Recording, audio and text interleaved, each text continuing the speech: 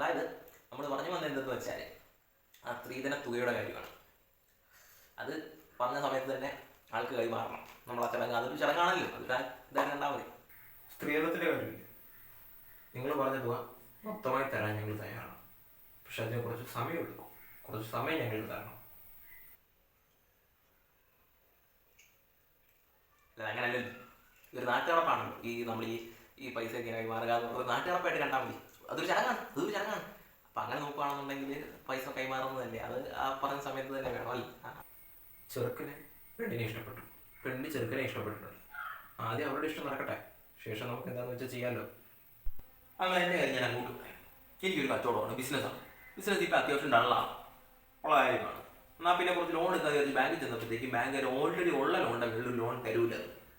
അങ്ങനെ നമ്മൾ വീട്ടിൽ നിന്നാണെങ്കിൽ കല്യാണം കഴിക്കാൻ നല്ല പ്രശ്നമുണ്ട്, മനസ്സിലായി ഏത്. അങ്ങനെയാണ് ഞാൻ ഇങ്ങോട്ടേക്ക് വരുന്നത്, മോളെ ഇഷ്ടപ്പെടുന്നത്. അങ്ങനെയാണ് ഞാൻ കല്യാണത്തിന് വാക്ക് തരുന്നത്. പക്ഷെ അന്ന് നമ്മളൊരു വാക്ക് പറഞ്ഞായിരുന്നു, കറക്റ്റ് സമയത്ത് തന്നെ പൈസ നമ്മൾ കൈമാറുന്നു എന്നുള്ളതായിരുന്നു. പക്ഷെ ഇന്നിപ്പോൾ ഇങ്ങനെ പറഞ്ഞാൽ നമ്മൾ എന്ത് ചെയ്യും? ഇത് മോശമല്ലേ? അങ്ങനെയാണ് നമ്മൾ കല്യാണത്തിൽ വരിക. കാരണം കറക്റ്റ് സമയത്ത് പൈസ തന്ന് കല്യാണം നടത്താൻ ആൾക്കാർ വേറെ ഉണ്ട്. പറഞ്ഞ സമയത്ത് പൈസ തരാൻ വേണ്ടി ആൾക്കാരുണ്ട്, മനസ്സിലായോ? അപ്പം അങ്ങനെയാണ് കാര്യങ്ങൾ അല്ലേ. മോൻ പറഞ്ഞ പൈസ വേണം ഞാൻ മറ്റേ കയ്യിലോട്ട് വെച്ച് തരും.